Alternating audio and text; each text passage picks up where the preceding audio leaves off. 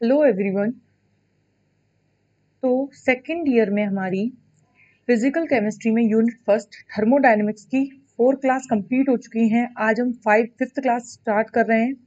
Fourth class तक हम enthalpy topic पढ़ चुके थे और आज हम स्टार्ट करते हैं ऊष्माधारिता। लास्ट क्लास में हमने एंथैल्पी टॉपिक कंप्लीट किया था। इसके बाद स्टार्ट करते हैं ऊष्माधारिता।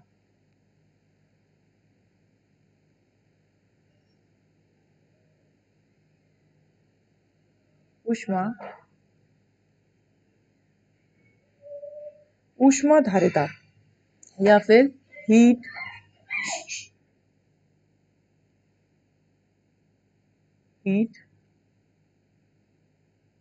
कैपेसिटी। हीट कैपेसिटी क्या होती है वो देखते हैं।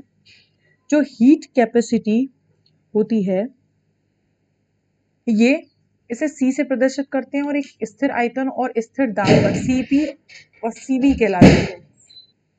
सीपी व सीवी तक पहुंचने से पहले हम ऊष्माधारिता हीट कैपेसिटी क्या होता है उसको समझते हैं, उसकी परिभाषा को समझते हैं।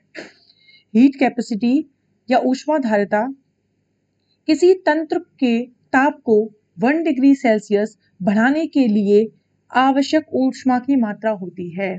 मतलब ये है, कोई तंत्र है, तंत्र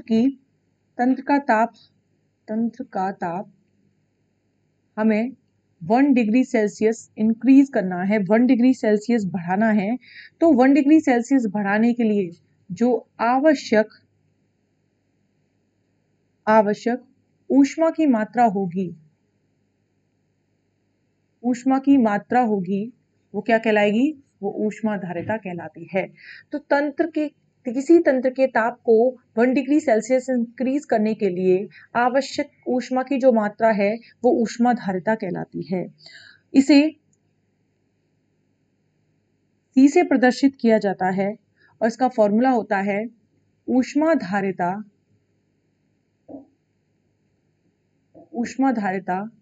जिसे हम किससे प्रदर्शित करेंगे? C से। C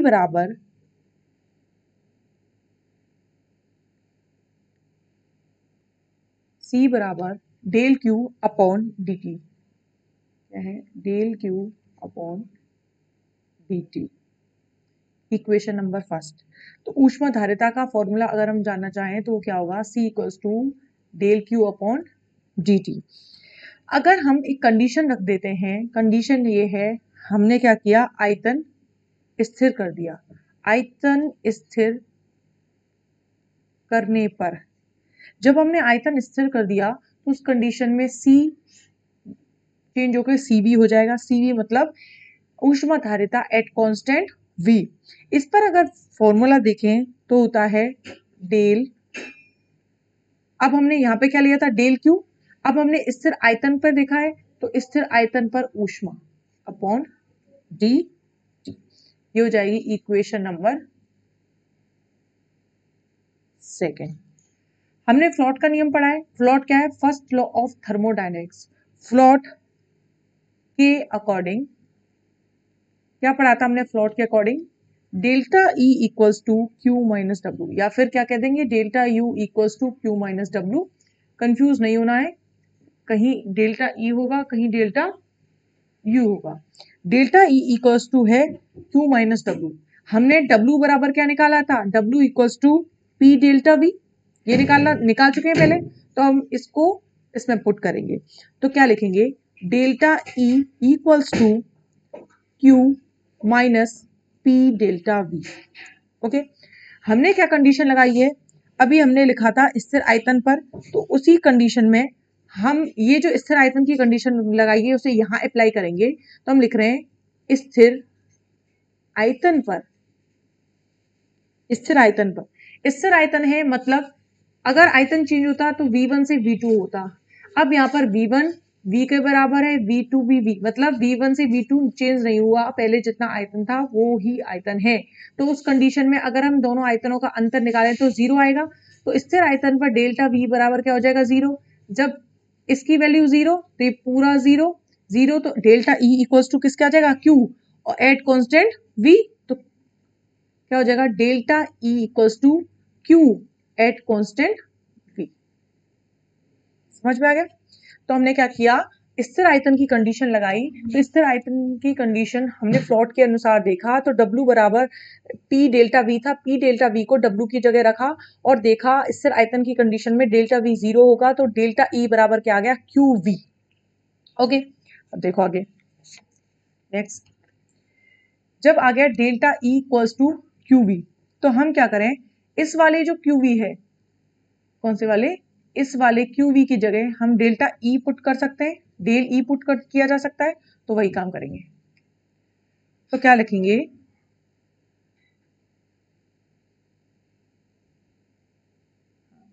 CV is equals to del E upon DT, या फिर डेल T लिख लो।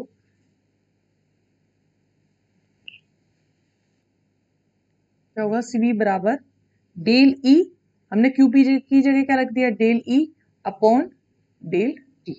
तो CV ऊष्माधारिता स्थिर आयतन पर किसके बराबर होगी, DE अपॉन DT। अब हमने क्या रखा है, ऊष्माधारिता किस पर है, स्थिर आयतन पर, तो ब्रैकेट लगाकर एट कांस्टेंट B।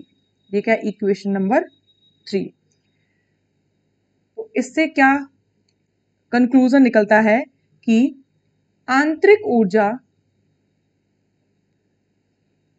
में ताप के साथ परिवर्तन स्थिर आयतन पर करने पर, देखो स्थिर ऊर्जा में आंतरिक ऊर्जा में परिवर्तन किसके, ताप के साथ एट कांस्टेंट V, स्थिर आयतन पर करने पर, परिवर्तन करने पर जो ऊष्माधारिता होती है, ये क्या कहलाती है, ऊष्माधारिता कहलाती है। तो क्या होती है ऊष्माधारिता, अगर हम आंतरिक ऊर्जा में ताप के साथ स्थिर आयतन पर परिवर्तन करें तो क्या कहलाती है, ऊष्माधारिता कहलाती है। तो ये हो गई स्थिर आयतन की कंडीशन। अब हम नेक्स्ट लिखते हैं स्थिर दाब पर। अगर हम इसी कंडीशन में Cp ले लें, Cp, तो स्थिर Cp, ठीक है, तो Cp क्या है, स्थिर दाब पर ऊष्माधारिता।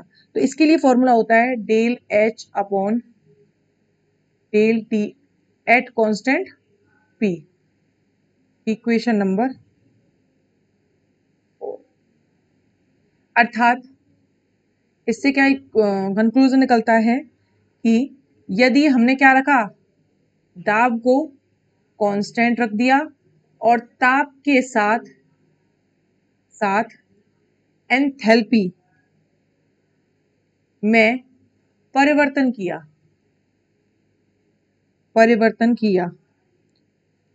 तो क्या कहलाती है, ऊष्माधारिता कहलाती है। अब हम ये देखते हैं कि हमने यहाँ तो डेल ई रखा था और यहाँ डेल एच रखा है, ये परिवर्तन क्यों हुआ। देखो हमने इस वाली इक्वेशन में क्या किया था, ये देखो, जब हमने इस वाले को इधर सेपरेट रख के लिखती हूँ, देखो जब हमने सी वी लिया था तो सी वी की कंडीशन में del Q upon del T था, ठीक है, और यहां क्या लगा था, वी। वी मतलब क्या था, एट कांस्टेंट वी। अब मैं वही काम कर रही हूं दोबारा से, अब मैंने सी पी लिया, del Q P D T, यही होगा। अब देखो इसमें क्या हुआ था, मैंने इक्वेशन को फ्लॉट के अनुसार आगे अरेंज करके डेल्टा ई बराबर क्यू बी निकाला। तो क्यू बी यहाँ पे डेल्टा क्यू बी बराबर ई के है, तो मैंने यहाँ क्या रख दिया, सी वी बराबर del E upon D T. अगर मुझे क्यूपी फाइंड हो जाए तो हम बता सकते हैं कि डेल्टा ई कैसे, डेल्टा एच कहाँ से आया। अब देखते हैं, देखो मैंने आपको कल एंथैल्पी पढ़ाया था, तो एंथैल्पी मैंने इक्वेशन लिखाई थी, काम नहीं करना, एंथैल्पी में मैंने इक्वेशन लिखाई थी डेल्टा एच बराबर क्यूपी। तो ये क्यूपी क्या है, एट कांस्टेंट पी ऊष्मा एट कांस्टेंट P, स्थिर दाब पर ऊष्मा किसके बराबर होती है? एंथैल्पी। तो मैंने वही किया है, मैंने स्थिर दाब पर जो ऊष्मा है, यहाँ पर क्या आना था? Cp बराबर डेल QP अपॉन dt था, तो मैंने उसको चेंज करके क्या कर दिया? QP की जगह क्या रख दिया? डेल्टा H, तो डेल्टा H अपॉन dt। ठीक है, यहां से ही आ गया। ये होगी इक्वेशन नंबर 4। यहां से हमें पता लग गया, एक आया CV टर्म और एक आई Cp। तो आपको याद रखना है दोनों ही क्या है? ऊष्माधारिता। ये किस पर है? स्थिर आयतन पर, और ये किस पर है? स्थिर दाब पर, ऊष्माधारिता। ठीक है, अब हम देखेंगे Cp और Cv में संबंध क्या होता है। तो नेक्स्ट हेडिंग लिखते हैं Cp व Cv में संबंध। Cp व Cv में संबंध या ऊष्मागतिकी संबंध। स्टार्ट करते हैं।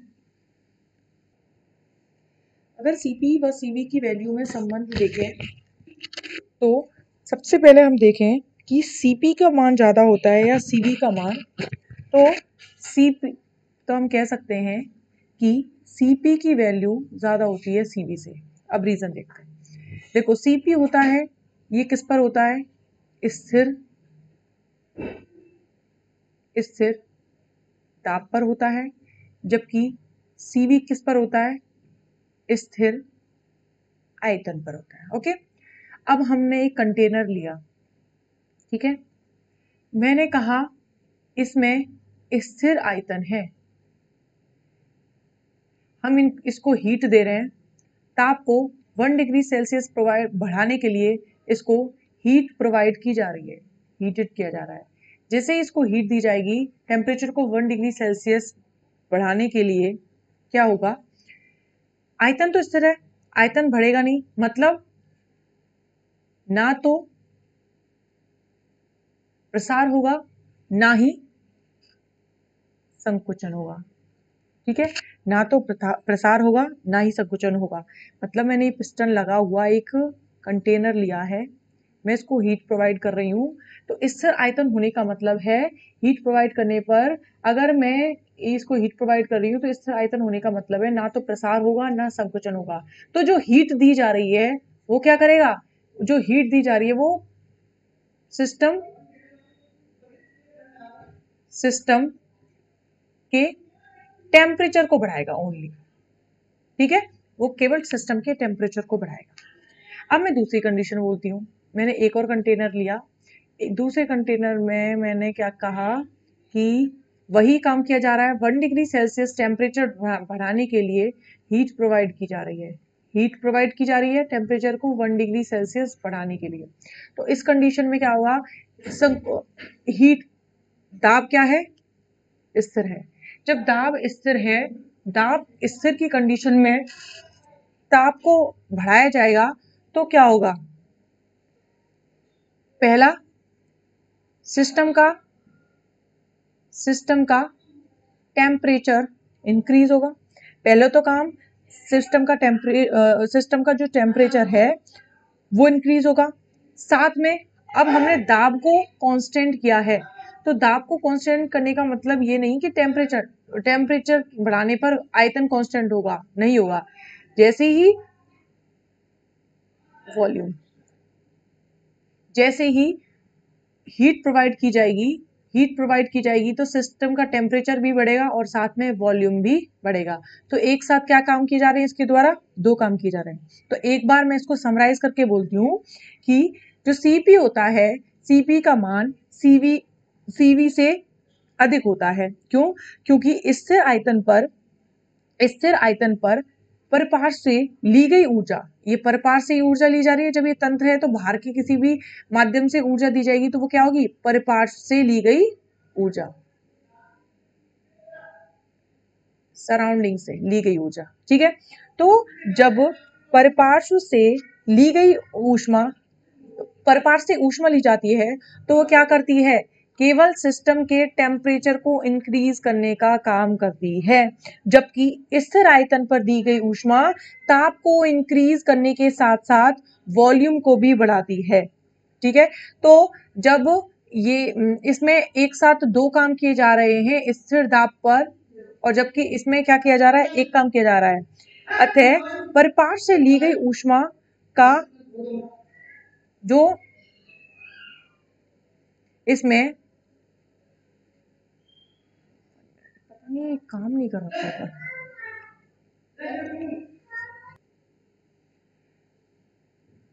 तो इसमें तो केवल टेम्परेचर को इंक्रीज की जा रही है, जितना ऊष्मा देने पर केवल टेम्परेचर इंक्रीज हो रहा है, जबकि इसमें टेम्परेचर तो इंक्रीज हो रहा है, ऊष्मा इतनी एक्स्ट्रा है कि उसका वॉल्यूम भी इंक्रीज, तो दो कामों में खर्च हो रही है, मतलब प्रसार में खर्च हो रही है, इसीलिए सीपी का मान सीवी से ज्यादा होता है। ठीक है, अब आगे देखते हैं। ये तो मैंने आपको थ्योरेटिकल पोर्शन समझा दिया।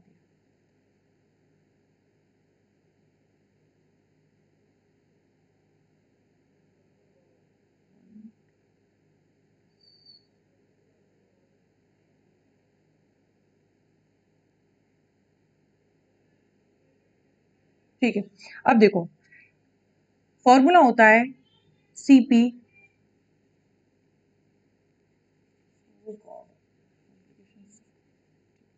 देखो मैंने कहा क्या कहा है, सीपी की वैल्यू सीवी से ज्यादा होती है। अब देखो फॉर्मूला होता है CP minus CV equals to होता है del H upon del T at constant P minus del E upon del T at constant V. CP की वैल्यू ये रही, सीवी की वैल्यू ये रही, सीपी माइनस सीवी मतलब इस वैल्यू में से इसको माइनस करना है। ओके, अब नेक्स्ट इसको मैं लिख देती हूँ इक्वेशन नंबर फर्स्ट। हमने एंथैल्पी की परिभाषा से, एंथैल्पी की परिभाषा ली थी, एंथैल्पी की परिभाषा से क्या था, H equals to E plus P V, H बराबर ई प्लस पी वी होता है, इक्वेशन नंबर सेकेंड। तो समीकरण दो को देखो कंडीशन लगानी है, स्थिर दाब पर ताप के सापेक्ष हमें करना है इसका डिफरेंशिएशन, अवकलित करने पर क्या करेंगे, स्थिर दाब के सापेक्ष, स्थिर दाब पर ताप के सापेक्ष अवकलित करेंगे किस वाली इक्वेशन को, समीकरण दो। तो क्या होगा, del H upon del T at constant P, इसी तरह del E upon del T at constant P plus P constant है तो पी रह जाएगा यहां, क्या आएगा, del V upon del T at constant आ गया। इसे कहते हैं इसे कहेंगे इक्वेशन नंबर थर्ड। समीकरण एक व तीन से, समीकरण एक व तीन को देखो, समीकरण एक ये है, इसमें हमें डेल्टा एच की वैल्यू यहां से मिल जाएगी, तो हम क्या रखेंगे, इस वाली डेल्टा एच की वैल्यू को इधर पुट कर देंगे। चलो पुट करते हैं, क्या आएगा, CP minus CV equals to del E upon del T at constant P plus P del V upon del T at constant P minus क्या बचा ये वाला, del E upon del T at constant V. ये हो गई equation number 4। ठीक है, यहां तक हम इक्वेशन 4 को आइडेंटिफाई कर चुके हैं। अब देखो आगे, अब हम एक कंडीशन लेंगे, स्थिर आयतन पर ऊर्जा परिवर्तन। अब हम स्थिर आयतन पर ऊर्जा परिवर्तन देखेंगे, तो हम क्या कहेंगे, जो ई होता है, माना कि हमने कोई तंत्र लिया, सिस्टम लिया, सिस्टम की ऊर्जा उसके ताप और आयतन का चाहे तो यहाँ एफ लिख दो, फलन मैं यहाँ ई ही लिख रही हूँ। ये क्या है, जो सिस्टम की ऊर्जा है, मैंने कोई तंत्र लिया, तंत्र की ऊर्जा उसके ताप व आयतन का फलन है। ठीक है, अब आगे क्या करेंगे, हम क्या करेंगे, इस वाले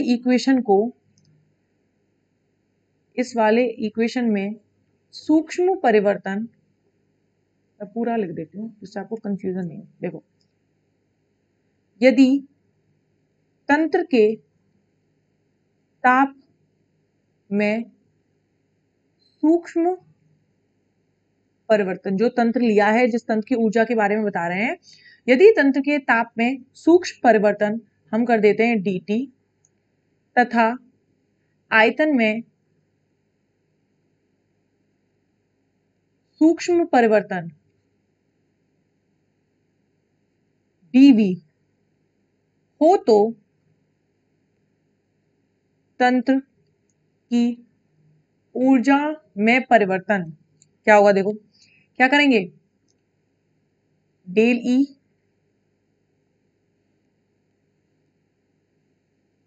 तंत्र की ऊर्जा में परिवर्तन देखेंगे, डीई बराबर क्या हुआ, ये देखो,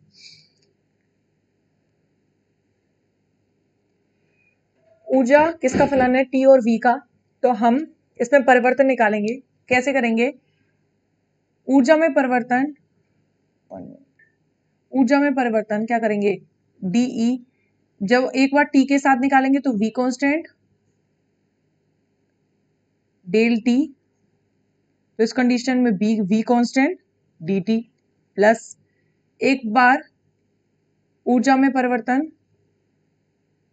वी के साथ निकालेंगे तो टी कांस्टेंट, टी वी लिखा ना, ठीक है, तो क्या जाएगा डी वी। इक्वेशन नंबर 5, 4 तक हो गई थी, इक्वेशन नंबर 5। अब क्या करेंगे, इसमें डी टी का भाग देंगे, डी टी का भाग तथा स्थिर आयतन की शर्त लगाने पर। ठीक है, अब हम इसमें dt का भाग देंगे और स्थिर आयतन की शर्त लगाएंगे। देखो कैसे करेंगे, क्या करेंगे, वही del E upon del T, dt का भाग दे दिया, स्थिर आयतन dv की शर्त, स्थिर दाब की शर्त लगानी है, आयतन की नहीं है, दाब की शर्त लगाने पर, तो del E upon del T at constant p, इसमें del E upon del T at constant B S C, dt का भाग देंगे तो dt से dt गया, प्लस अब इसमें देखो ये आ गया del E upon del V at constant T, dt का भाग देंगे del V upon del T at constant, पता नहीं क्या उल्टा सीधा, ये तो टी है, ठीक है, एट कांस्टेंट पी। ठीक है, ये आ गया इक्वेशन नंबर 6।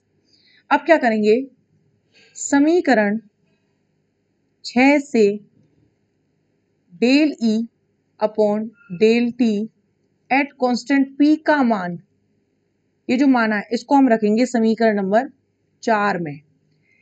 अब देखो समीकरण 4 कौन सा था, पीछे जाते हैं, समीकरण 4, इसमें हमें किसकी जरूरत थी, समीकरण 4 में हमें del E upon del T at constant P, इसकी जरूरत थी। अब इधर इस वैल्यू को पुट करेंगे, देखो पुट करते हैं, क्या आ जाएगा, Cp minus Cv equals to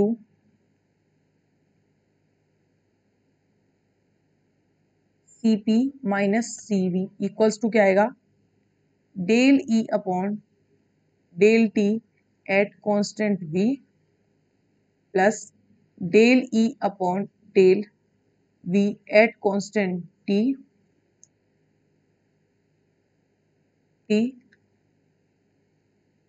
del E upon del v, ठीक है, आगे क्या आएगा, del v upon del T at constant p plus, अब प्लस क्या बचा है, ये यहां से यहां तक,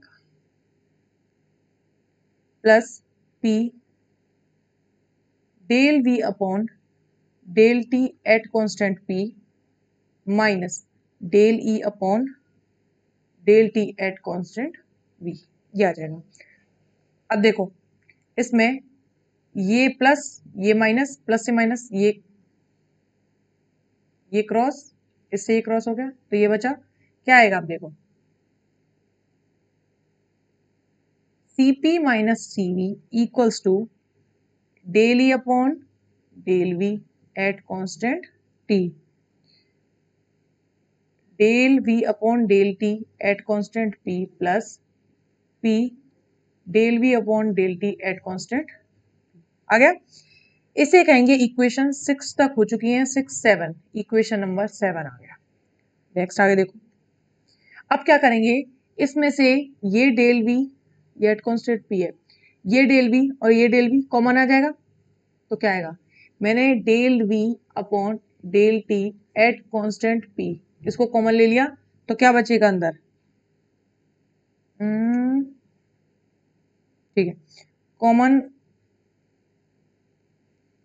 इसमें बचेगा p, इसमें क्या बचेगा, del e upon del v at constant p, cp minus c।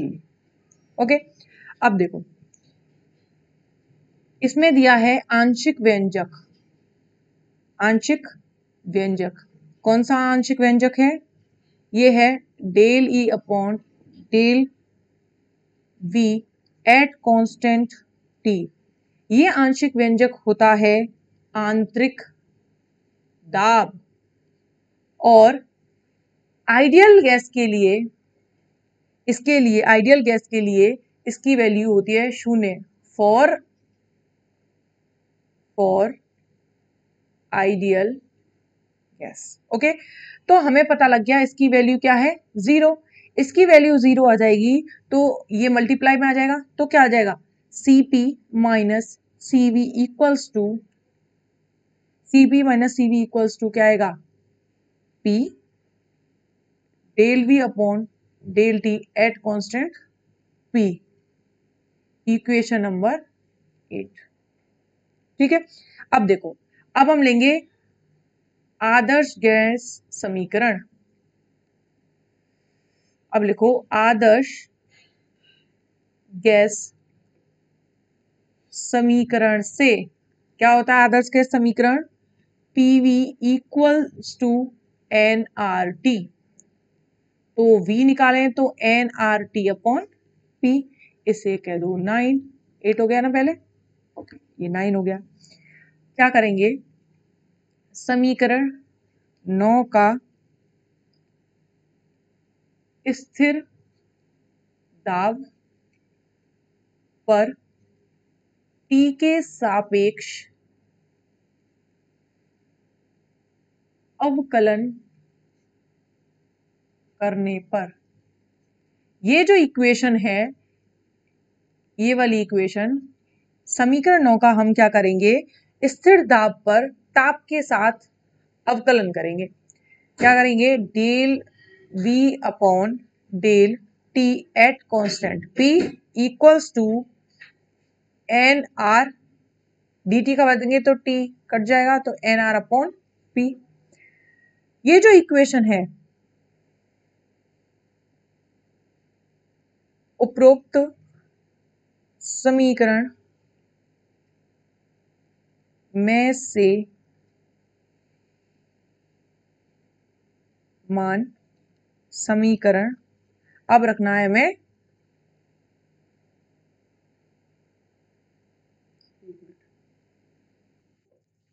समीकरण 8 में रखेंगे। 8 क्या था, देखो ये था, अब मैं इसकी जगह क्या रख दूंगी, N R upon P, put करो चलो,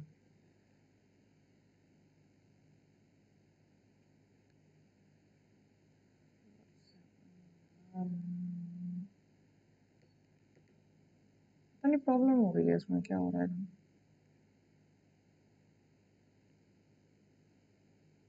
नहीं